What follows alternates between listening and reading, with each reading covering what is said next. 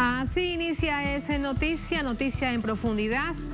Qué placer saludarles. Tatiana Pérez y les acompaño desde nuestra sede central en Caracas, en Venezuela. Tenemos 3 temas que son noticia, profundizamos en ellos. Aquí están en titulares. En Noticia Venezuela, el presidente de México confirmó que su país será sede de los diálogos entre el gobierno bolivariano y los representantes de las oposiciones. Noruega repite como mediador. ¿Están listos esos sectores adversos al Ejecutivo de Venezuela para asumir sus compromisos sin tutelaje de Estados Unidos? Vamos a analizarlo.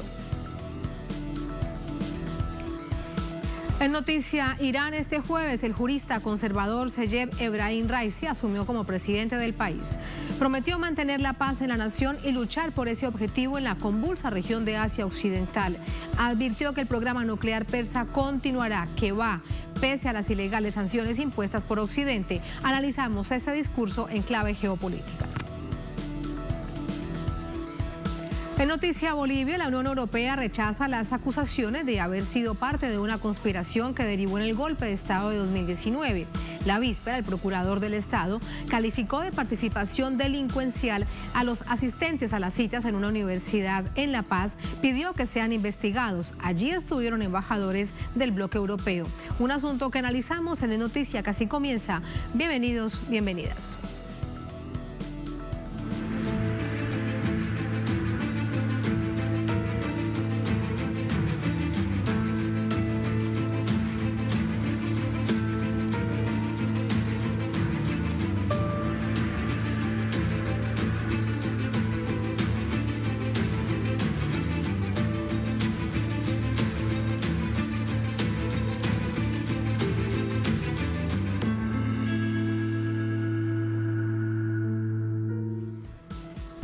En Noticia Venezuela, el presidente de México, Andrés Manuel López Obrador, confirmó que será sede esta nación del nuevo capítulo de diálogo entre el gobierno y sectores de la oposición venezolana. Vamos a verlo.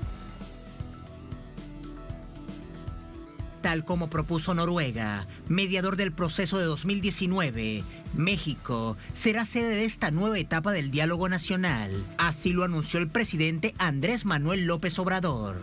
Nosotros aceptamos, porque lo que buscamos es que haya diálogo y acuerdos entre las partes. Aún no se ha confirmado la fecha de inicio de las conversaciones entre los actores políticos venezolanos. Se prevé que la delegación del gobierno sea encabezada por el presidente de la Asamblea Nacional, Jorge Rodríguez, y el gobernador del estado Miranda, Héctor Rodríguez.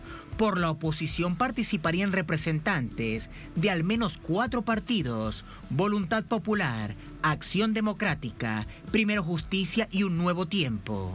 El exdiputado Juan Guaidó envió un mensaje en Twitter que sugiere su participación. Dice que se deben hacer los esfuerzos para que el proceso de negociación que está por iniciar logre un acuerdo. Está la mesa puesta para sentarnos en México.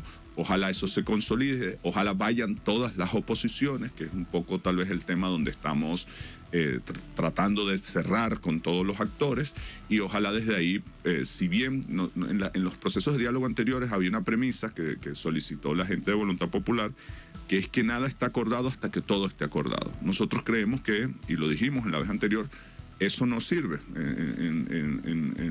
Con el proceso de Noruega, nosotros llegamos a acuerdo en el 75% de las cosas que le hubiesen servido al país.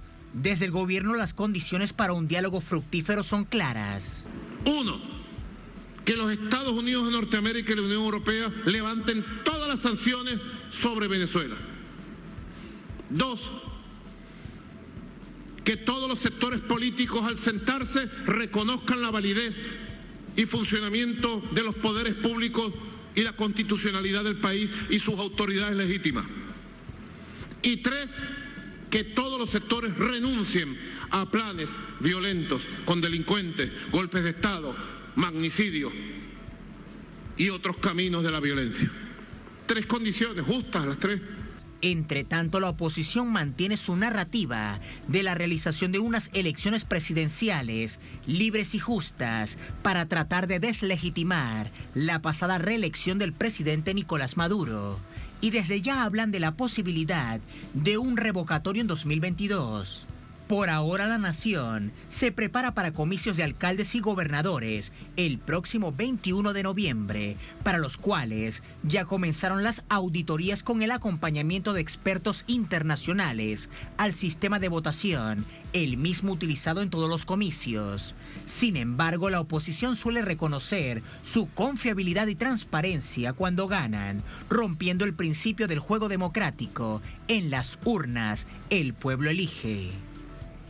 Todo este proceso enmarcado en este camino del diálogo por la tranquilidad, la paz de la nación, esta nación bolivariana, decíamos, en un contexto de elecciones. De esto le preguntamos a Leo Retamal, nuestro corresponsal, aquí está en nuestra sede en Caracas. Leo, muy buenas noches. Este domingo, en ese camino de elecciones regionales, que se eligen gobernadores, alcaldes, concejales, etcétera, etcétera, hay elecciones primarias del mayor partido del país, el Partido Socialista Unido de Venezuela.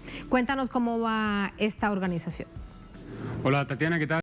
¿Cómo estás? Buenas noches y saludar también a la audiencia. Efectivamente es el mayor partido del país, tienen un padrón de inscritos que supera los 8 millones de militantes y ese es el grueso que se espera que participe de estas elecciones primarias, aunque hay que destacar que son elecciones abiertas, se llaman elecciones primarias abiertas precisamente. La sigla EPA que está promoviendo el PSV, el Partido Socialista Unido de Venezuela, para este domingo, y eso significa que se amplía de esos 8 millones de militantes a 21 millones, que es el padrón total electoral en el país. ¿Qué ha ocurrido en las últimas horas? Hoy se realizaron los cierres de campaña de los precandidatos en las distintas comunas, municipios y también en las regiones donde se están postulando los candidatos. Recordemos que este es un proceso que comenzó el 27 de junio, cuando a través de las bases del PSV, bases que para retratar se dan en cada calle, en cada esquina, en cada barriada de Caracas y de todo el país. Son más de 14.000 de estas unidades que se organizaron, hicieron asambleas y empezaron a postular a sus militantes para que ocuparan los distintos cargos de alcaldías, consejos municipales, gobernaciones y también consejos federales legislativos. Entonces, esos candidatos que tenían la premisa de ser paritarios, es decir, un hombre y una mujer que se postularan, quedaron en más de 150.000 en total en una lista, y la elección de este domingo se va a enfocar en las alcaldías y en las gobernaciones. Son alrededor de 20 candidatos por cada cargo, o precandidatos más bien, y de ellos va a elegirse uno. ¿Qué es lo que han dicho los militantes y las autoridades del PSV? Que ya sea el ganador de esa contienda debe sumar a todos los militantes, los otros 19 que queden tras de él, para generar una fuerza única de cara al 21 de noviembre. Y a su vez los que pierdan deben sumarse con total lealtad al ganador o ganadora para tomar fuerza hacia ese proceso con miras a noviembre. Es un proceso inédito. Durante la última semana se han intensificado los llamados de los dirigentes del PSV para que las personas asistan, para que vean cómo van a ir a votar. Este es un proceso que está avalado por el Consejo Nacional Electoral, que habilitó para este domingo más de 5.000 locales de votación en todo el país, y por lo tanto 5.000 de los casi 14.000 o más de 14.000 que tiene a nivel nacional para una elección común y corriente, como fue el año pasado la elección parlamentaria, o la que será este año la multielección. Así es que es un proceso que ha movilizado mucho a las bases del chavismo y también ha provocado efectos en la oposición, que también por ahí esbozaron la idea de realizar primarias, aunque ellos, conversando con dirigentes opositores, dicen que están priorizando el camino del consenso, el camino de las encuestas, y como tercera opción la posibilidad de unas primarias, porque no tienen la capacidad ni el volumen de militantes también para llevar adelante un llamado a estas primarias como lo está haciendo el PSV. Así que esto va ya a sentar una primera piedra de cómo se organizan las fuerzas políticas de aquí en adelante. Resta ver cómo se van a comportar respecto a esto, ya que antecedía estos datos del diálogo que se va a realizar prontamente en México, y por supuesto ahí cómo se van a configurar todas las fuerzas de la oposición, si van a seguir digregadas como están hasta ahora, o se van a ir unificando entre ellas, a pesar de que incluso dentro de la oposición hay posturas bastante distantes, por ejemplo, respecto a las sanciones, por ejemplo, respecto a las medidas políticas de violencia, de golpismo, para conseguir los cambios políticos que ellos aspiran en contraparte a las fuerzas del chavismo. Pero Este domingo será el chavismo el que hable y sus militantes en las urnas, Tatiana. Estaremos muy pendientes de ello por parte de la Revolución Bolivariana, del PSUV, y de otro lado, en las primarias de la oposición, si van a tomar esa decisión, pues que corran porque se acaba el tiempo. Gracias, Leo. Muy buenas noches. Buenas noches. Muy buenas noches. Entramos con el análisis. Para ello nos acompaña Orlando Romero Harlington. Él es analista internacional, nos acompaña desde Venezuela, aquí en esta nación suramericana. Orlando, bienvenido. Muy buenas noches. ¿Cómo estás? Buenas noches, Tatiana. Un saludo para ti, para tu equipo y un saludo para nuestros televidentes. Muchas gracias. Orlando, camino al diálogo, el presidente de México, Andrés Manuel López Obrador, confirma que su país será sede de los diálogos entre el gobierno bolivariano y representantes de esas distintas oposiciones, de nuevo Noruega como mediador. Hay un escenario mucho más tranquilo, si se quiere. ¿Cómo lo califica de cara a lo que se esperaría que sea una fecha? Se calcula que será en este mes de agosto, que está comenzando, aún sin conocerse una fecha públicamente. Sí, evidentemente hay un clima mucho más distendido, quizás como tú lo mencionas, pero es producto principalmente del desarrollo de los acontecimientos. Es decir, nosotros esperábamos un escenario, es decir, la opinión, cuando digo nosotros, hablo de la opinión pública mundial, esperábamos un escenario de confrontación, un escenario de pelea, un escenario que francamente se veían como un puente roto. Todo esto pintado y adornado por los estilistas de los medios de comunicación globales que se han encargado de situar la escena de Venezuela bajo un fuerte paradigma de tensión, ¿no? Entonces, básicamente para comprender esto se esperaban ciertos circuitos de confrontaciones, de discusiones. Sin embargo, el recorrido de la política nacional ha derivado en una propuesta, digamos, un poco más seria. Hay ya candidatos de la derecha, como tú decías, la derecha criolla, la oposición y algunas tendencias de centro que han decidido participar dentro del proceso. Hay un espacio de diálogo abierto en un país europeo, hay espacios de diálogo con diversos actores de la sociedad, digamos de la sociedad civil, a la que tanto se refieren las derechas locales latinoamericanas, pero también hay representaciones de actores de los sectores de izquierda, los sectores populares y concebidamente los partidos políticos, incluso la empresa privada. Pareciera que hay un sentido de acuerdo nacional.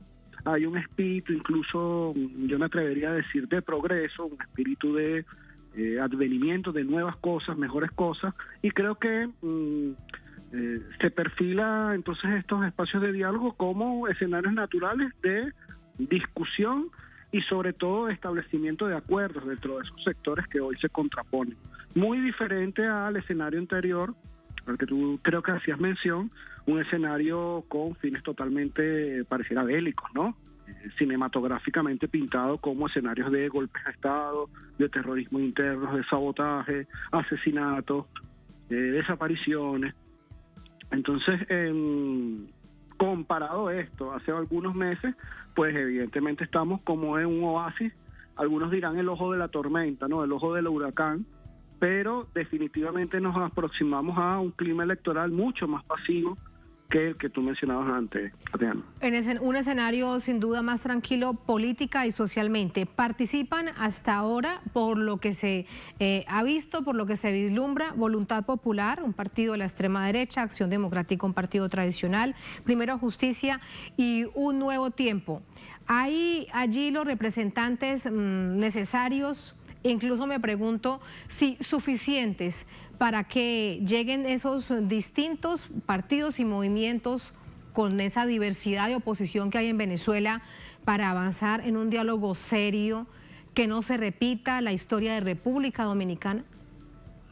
Bueno, esa es una pregunta complicada, porque quizás abordando el primer escenario de lo que es la realidad política nacional, nosotros tenemos una derecha controlada por Estados Unidos, básicamente es un títere de Estados Unidos, que es la que dispone de los recursos económicos en estos momentos para hacer campaña, para enfrentar una campaña electoral y para enfrentar unas elecciones, definitivamente. Entonces, la vida útil de la derecha, la vida útil inclusive de los movimientos que se oponen al chavismo, se oponen a la revolución bolivariana, pasa por un perfil económico, sobre todo un sostén, una plataforma para gastos de logística, gastos operativos, gastos de todo tipo. Entonces, siendo totalmente y crudamente realista, la plata en este momento de la subversión, la plata de la guerra interna la está colocando Estados Unidos en la mesa. Esto es a cara de cualquiera, esto es de dominio público. Sin embargo, dentro de esa derecha, dentro de ese espectro de la derecha, esos pequeños movimientos, esos pequeños factores que, si nos ponemos a ver, no son pequeños porque son opinión pública, digamos, nacional. Hay un sector bastante consolidado dentro de la derecha, yo diría que bastante fuerte además, un sector, e incluso cada día que crece más, un sector que desaprueba la conducta de Juan Guaidó. Es decir, dentro de la derecha nacional hay un tolete, un pedazo de la torta importante que no, digamos, aprueba las conductas criminales de Juan Guaidó y todo su séquito, léase el Partido Voluntad Popular. Entonces, dentro de ese escenario de la derecha que se están lanzando elecciones, sí hay un partido vinculado a los movimientos de extrema derecha, los movimientos más radicales de la derecha como Voluntad Popular, pero también hay un espectro de partidos que se han decantado por los procesos democráticos desde siempre, a pesar de tener una historia, digamos, pantanosa en la Cuarta República, pero se han decantado, digamos, por los procesos más democráticos, partidos de centro. Que eso represente a toda la derecha, Tatiana. Claro. Tendríamos que verlo.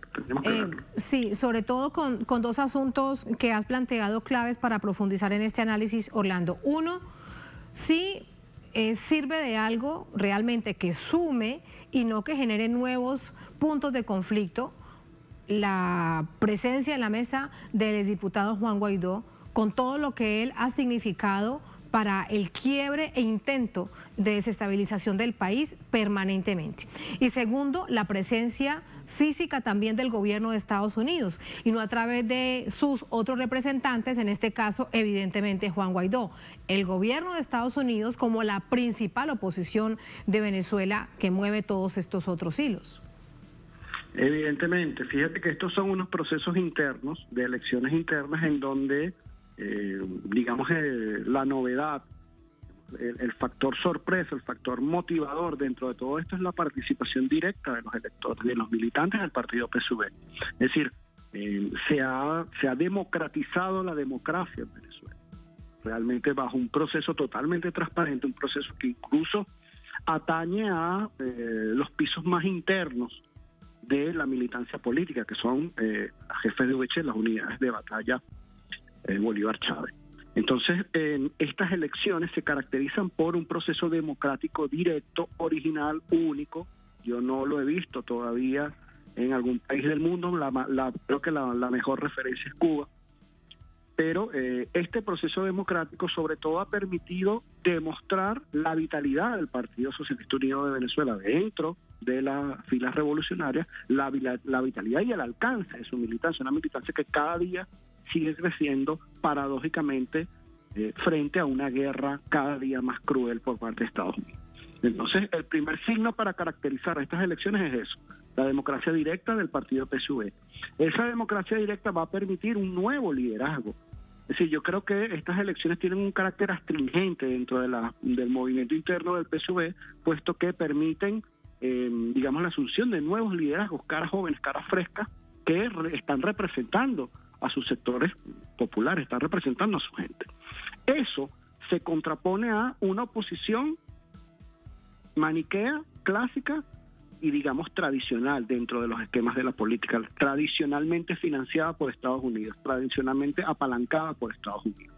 A eso se está enfrentando Estados Unidos, a un nuevo, digamos, un nuevo camino, un nuevo derrotero de democracia que está instalando el PSUV dentro de los procesos democráticos habituales en Venezuela. Fíjate que además de esto se han hecho, por ejemplo, procesos de elección de transferencia de poder comunal. Por ejemplo, lo vemos en Barcelona, en Anzoátegui.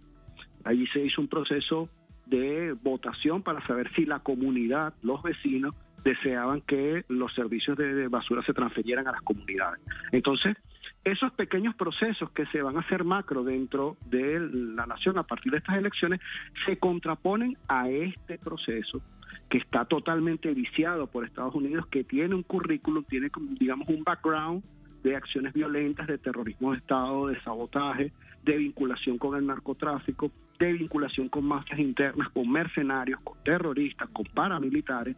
Todo eso viene añadido dentro de la figura de Juan Guaidó. Si tú me preguntas si la figura de Juan Guaidó en este momento puede ayudar a la democracia venezolana, yo te diría que no. Yo te diría que yo creo que en este momento Juan Guaidó tiene dentro de la espalda, tiene dentro del morral de su imagen pública más rechazo que aceptación. Yo creo que han pasado muchísimas cosas, muchísimos casos están saliendo a la luz, inclusive los influenciadores, los periodistas y los que de verdad manejan la opinión dentro de la derecha venezolana no se cansan de acusar a Guaidó de casos de corrupción nuevos que salen a cada día.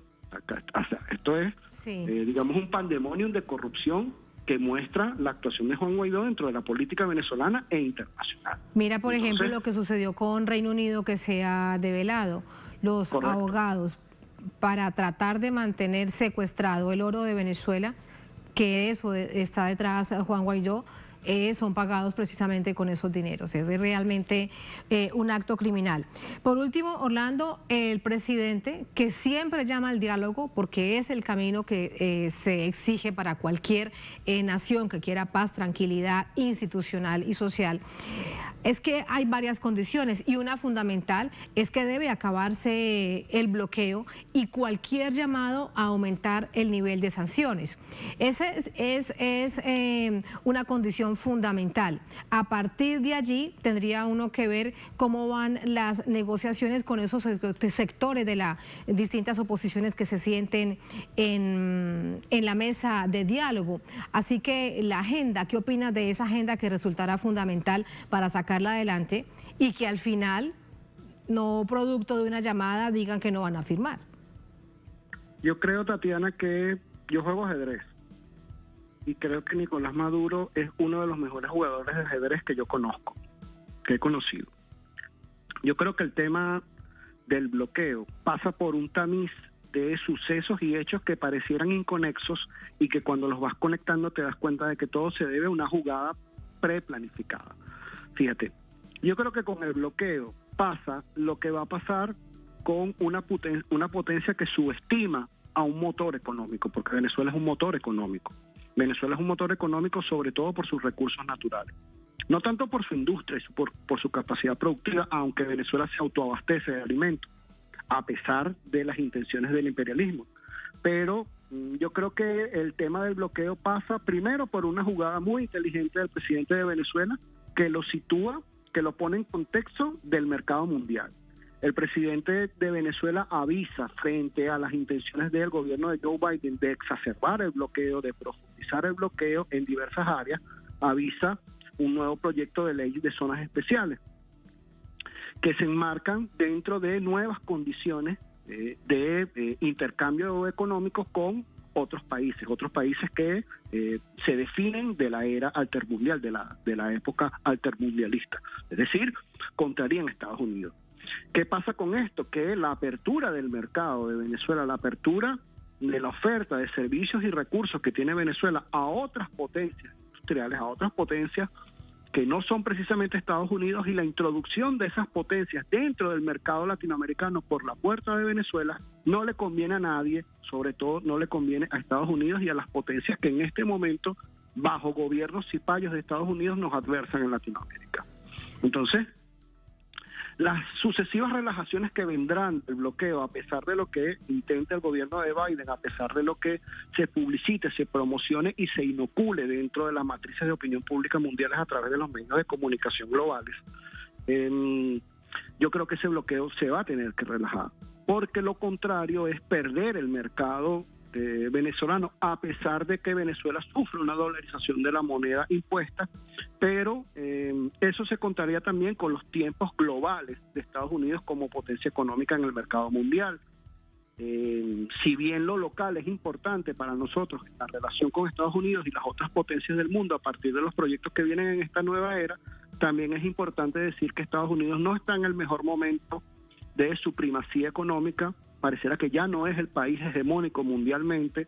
Los avances de China frente a, por ejemplo, la ruta de la seda, la tecnologización en la cuarta era, los avances de Rusia con el gas y los avances de otras potencias y otros países ponen en jaque en estos momentos al gobierno de Biden. Yo diría que el gobierno de Biden en este momento está en jaque. Y está en un jaque que se deriva mucho más y se perfila mucho más tenebroso a partir de la evolución de la pandemia. Y, digamos, la negativa del virus a aceptar las vacunas que tiene en este momento. Entonces, a partir de ese análisis geoestratégico de la situación de Estados Unidos en el nivel económico actual, nos situamos a lo local y hablamos del bloqueo contra Venezuela y Cuba. Y yo entiendo que a pesar de los intentos, repito, de Estados Unidos por mantener ese bloqueo tiene que llegar a su fin a partir de la apertura comercial de estos dos países a nuevas reglas de juego dentro de los sistemas económicos, simplemente. Sí, esto que dices es muy importante, hay que situarlo siempre en ese análisis geopolítico para entender esas piezas del ajedrez, cómo se mueven, sin duda. Y esto se transversaliza por la crisis económica que está viviendo Estados Unidos. Muchísimas gracias por ese análisis, muy oportuno, Orlando. Muy buenas noches. A ti, Tatiana, un abrazo. Un abrazo, muchas gracias. Así nos vamos a la primera pausa en esta emisión de Es Noticia. Al volver en Noticia, Irán. Este jueves, el jurista conservador Seyed Ebrahim Raisi asumió como presidente del país. Prometió mantener la paz en la nación y luchar por ese objetivo en la convulsa región de Asia Occidental. Advirtió que el programa nuclear persa continuará, que va, pese a las ilegales sanciones impuestas por Occidente. Analizamos este discurso en clave geopolítica. Es Noticia, al volver, sigan con nosotros.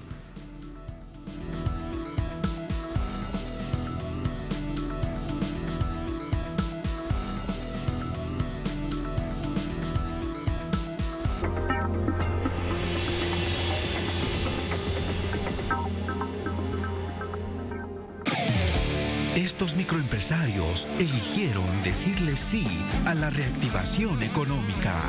Mi nombre es Fernanda Miranda, la empresa es Industria Química Ozono. Iván Mamani, y yo me dedico a la costura en mochilas. Carlos Víctor Aramayo Rodríguez, soy propietario, gerente general de la empresa Maquita. Decidieron emprender, generar empleos, porque les dieron crédito a sus sueños. Nos ayudó a estabilizar económicamente nuestra empresa con el tema operativo. El interés es bastante bueno, o sea, es bueno para todos, ¿no? Los que realmente nos dedicamos a la costura, especialmente que tenemos pequeños talleres. Tener producción para pagar a mis obreros, al personal administrativo, al personal profesional, y la única forma es trabajando. Eligieron producir, crear empleos y mover nuestra economía, porque sabemos a dónde vamos.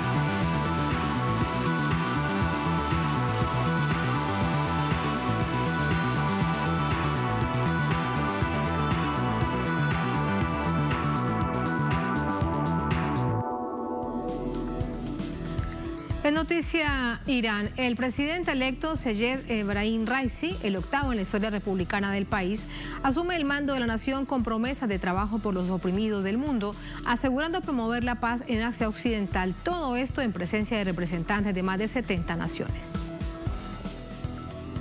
Seyed Ebrahim Raisi, octavo presidente electo desde la conformación de la República Islámica de Irán, tomó el mando del país este jueves con un discurso ofrecido ante el Parlamento Nacional, en el cual hizo hincapié en el fortalecimiento de las relaciones con los países de la región. Se va a usar todos los poderes, la diplomacia y la colaboración con todo el mundo se usará por el bien del país. El poder de la República Islámica de Irán crea paz en la zona. El poder de la República Islámica en la zona crea paz y seguridad. Las capacidades de Irán conllevan paz y estabilidad en diferentes países. Y se va a usar para luchar contra los países hegemónicos. El acto de investidura se llevó a cabo en presencia de representantes de más de 70 países y de distintas organizaciones internacionales, así como de altos funcionarios del Estado. En este sentido, destacó el tema de las ilegales sanciones que Estados Unidos impone contra el país. La política de presión y las sanciones ha hecho que el pueblo no conseguirán que el pueblo no persiga sus derechos, incluido el progreso. Las sanciones contra el pueblo de Irán deben ser anuladas. Las sanciones deben ser anuladas contra el pueblo de Irán. Apoyaré cualquier proyecto diplomático que nos lleve hacia este fin. El nuevo presidente también hizo alusión al desarrollo pacífico de la energía nuclear que lleva adelante la nación y que ha sido centro de ataques mediáticos y diplomáticos. El programa nuclear de Irán es totalmente pacífico. La República Islámica de Irán,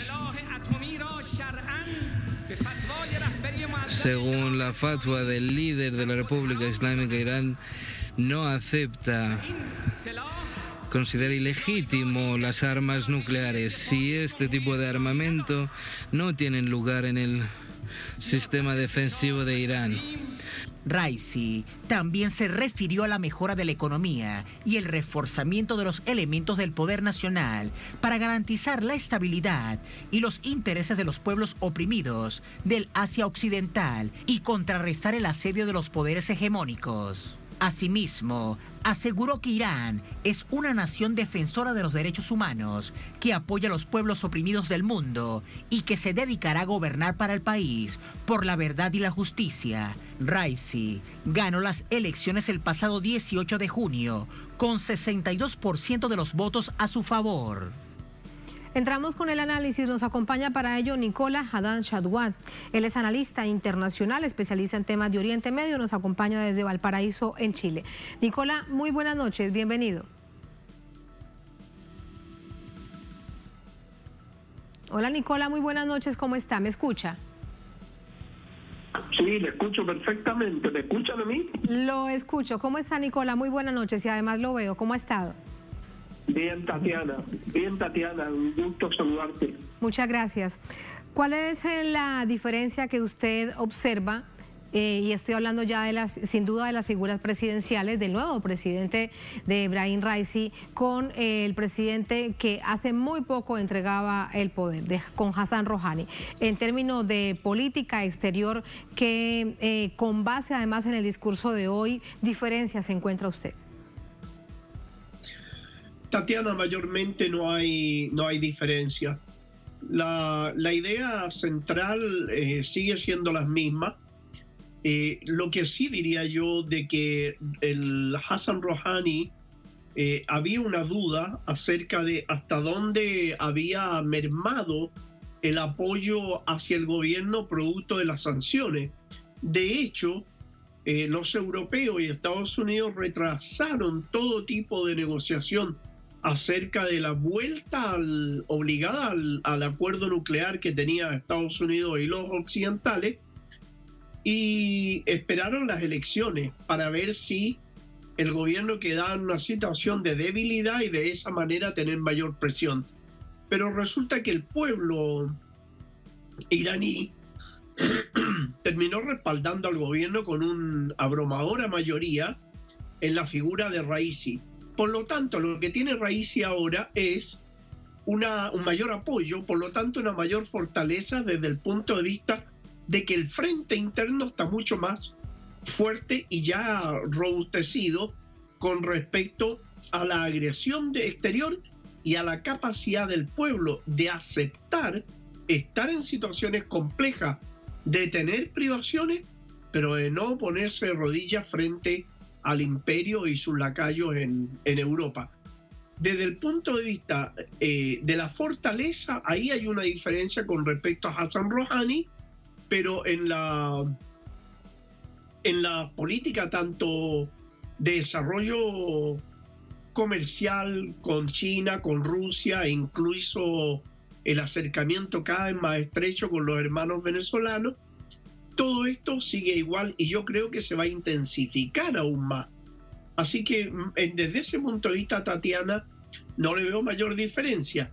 Tanto Rouhani como Raisi planteaban de que su energía para fines pacíficos y tendían la mano a los países del Golfo Pérsico para mantener relaciones armoniosas y dejar de establecer situaciones de conflicto que son promovidas desde afuera, desde Estados Unidos.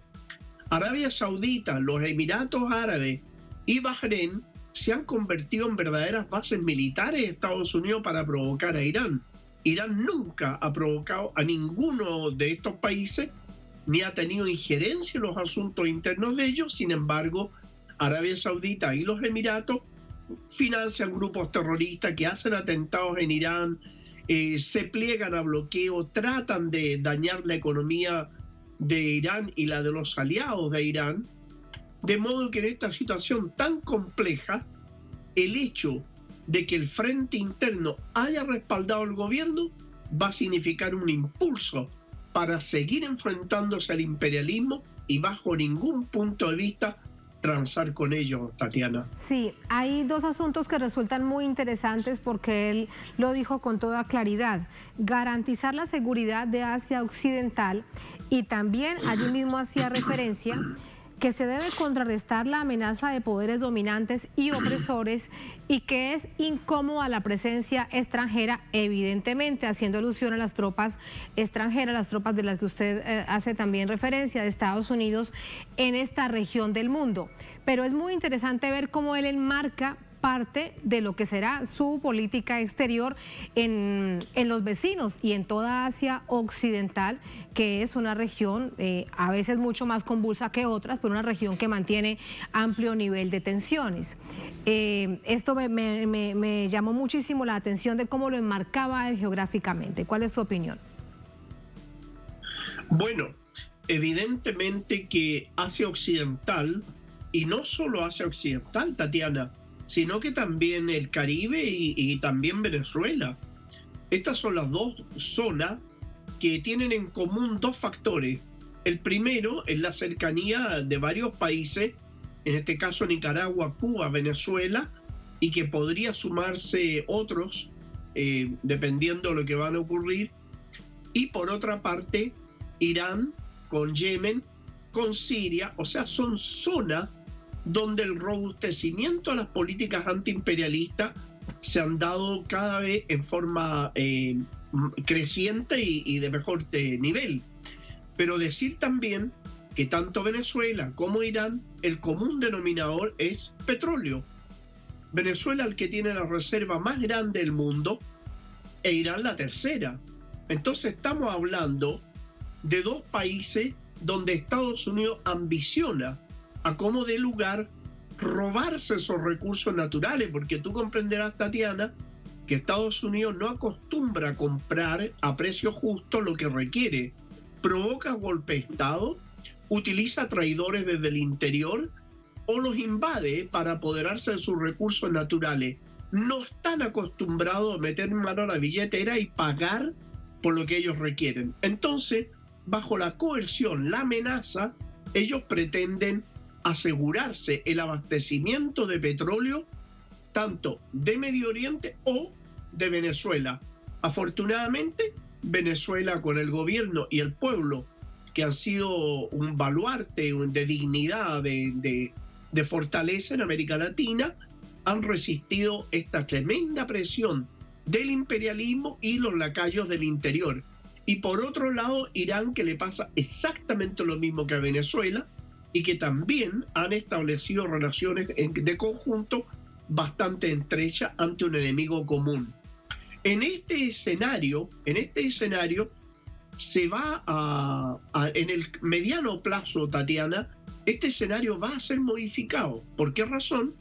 Porque tanto Rusia como China e Irán ya están trabajando, están implementando un nuevo sistema de relaciones comerciales y de pago de las compras y ventas de sus productos, distinto del dólar y distinto de la banca controlada por el poder judío sionista, que son los ejecutores de las políticas de bloqueo de Estados Unidos. De modo que en el mediano plazo esto va a cambiar, va a haber mayor libertad y los países van a poder desarrollar su comercio fuera del bloqueo del imperialismo. En ese aspecto, creo que esta alianza entre Venezuela e Irán es muy positiva, y por otro lado, frente a esto, el gobierno de Raisi ya lo ha dicho claramente, el apoyo a los países del tercer mundo que se encuentran acosados por el imperialismo. Y eso, Tatiana, incluye en América Latina a Bolivia, Nicaragua, Cuba y Venezuela. A los pueblos oprimidos, decía él en su discurso de Asunción. Nicola, muchísimas gracias por el análisis. Buenas noches. Gracias a ti, Tatiana, que estés muy bien. Muchas gracias. Así nos vamos a la última pausa en esta emisión de Es Noticia. Al volver en Noticia, Bolivia. En un comunicado, la Unión Europea rechaza las acusaciones de haber sido parte de una conspiración que derivó en el golpe de Estado de 2019. La víspera, el procurador del Estado calificó de participación delincuencial a los asistentes a las citas en una universidad en La Paz, pidió que sean investigados. Allí estuvieron embajadores del bloque europeo. Es un asunto que analizamos al volver en Es Noticia.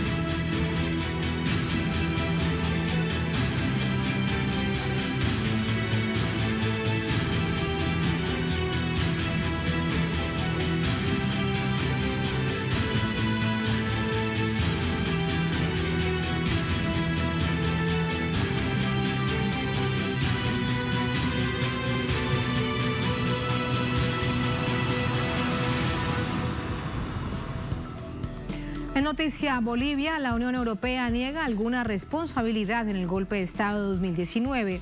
Esa es su respuesta al pedido del Contralor General, Procurador General del país, de llamar a todos los participantes de reuniones previas al quiebre democrático de la Universidad Católica, en las que estuvieron embajadores del bloque europeo.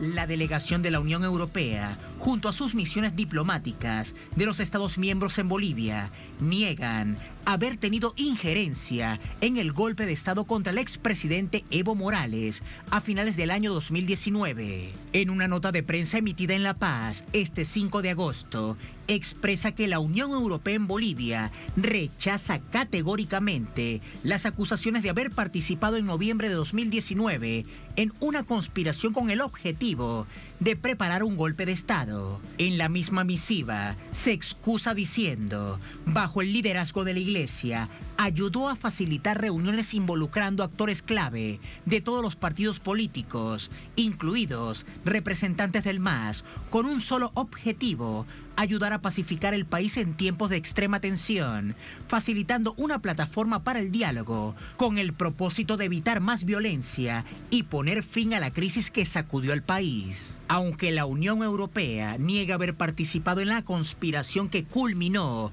con el golpe de Estado contra Evo Morales, hay pruebas de ello. El vocero del bloque, George Schreiber, declaró: coincidimos con las conclusiones de la OEA.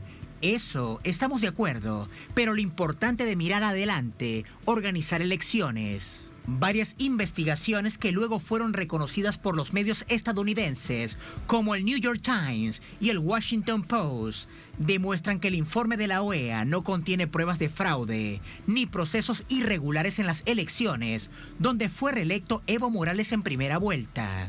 Además, de acuerdo con las investigaciones de varios organismos del Estado, la Iglesia Católica y la Unión Europea participaron de reuniones en las que se decidió que Yanine Áñez sería la nueva presidenta.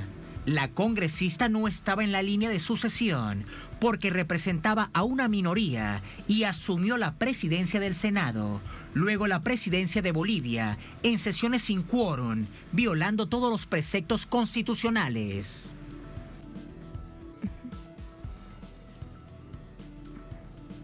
Sumamos más información desde Bolivia. Está en La Paz nuestro corresponsal Freddy Morales. Freddy, muy buenas noches. Repercusiones. Primero, ¿cómo te va a lo que anunciaba la víspera, el pedido que hacía el Procurador General a la justicia para que se realicen las investigaciones con respecto a quienes estuvieron en esas reuniones? Y bueno, el comunicado de hoy de la Unión Europea. Adelante. Hola Tatiana, buenas noches desde la ciudad de La Paz. Mucho frío en La Paz en las últimas horas, en los últimos días. En realidad, en 3 días últimos ha estado nevando en todo lo que es la cordillera y eso corresponde a los departamentos de Oruro, Potosí y La Paz. De modo que hace mucho frío en este invierno por aquí, Tatiana. Sobre las reacciones al anuncio que hizo el Contralor General del Estado, en sentido de que se investigará y se someterá a proceso en caso de ser necesario a quienes estuvieron en las reuniones de la Universidad Católica. Fueron 3 reuniones durante 3 jornadas distintas. En esas reuniones fue que se decidió que Yanine Áñez sea la presidenta de Bolivia, presidenta de facto, y una de las organizaciones que impulsaron estas reuniones, Tatiana, a estas alturas, a 1 año y 6 y 8 meses del golpe de Estado, hay más investigaciones y hay más esclarecimientos sobre lo ocurrido. Una de las instituciones que propició esas reuniones en la Universidad Católica fue precisamente la Unión Europea, junto a la Iglesia Católica, cuyos obispos, por lo menos la mayoría de los obispos católicos, también están señalados como partícipes y promotores del golpe de Estado junto a la Unión Europea y a la Organización de Estados Americanos. Hay por lo menos 2 o 3 aspectos fundamentales para considerar el rol de la Unión Europea en aquellos acontecimientos, Tatiana. Uno es el hecho de que actuó la misión de observación de la Unión Europea en las elecciones de octubre del año 2019, actuó en absoluta coordinación con la Organización de Estados Americanos. Por lo tanto, estas 2 instituciones internacionales determinaron hablar primero de que era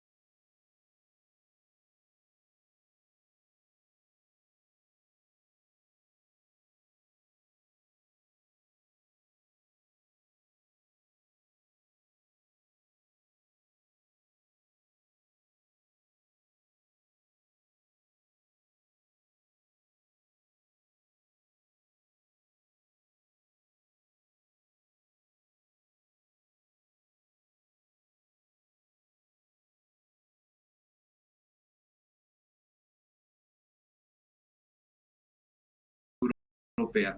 De modo que estos, Tatiana, creo que son datos centrales que pueden servir para intentar entender este proceso que tiene lugar el año 2019 y que ahora, en restituida la democracia en Bolivia, continúa en investigación para determinar a las personas que son responsables de esos hechos, que recordemos determinaron hechos posteriores muy violentos, más de 37 personas asesinadas, más de 500 personas heridas durante el gobierno de facto y 1.800 personas, por lo menos, detenidas por fines políticos, acusadas, entre otras cosas, de terrorismo y sedición, solo por no coincidir con el gobierno de facto. Tatiana.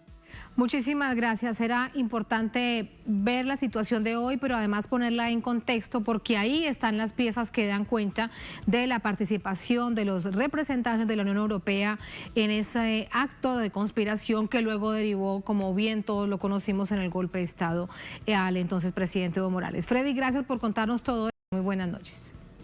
Buenas noches. Muy buenas noches. A ustedes gracias por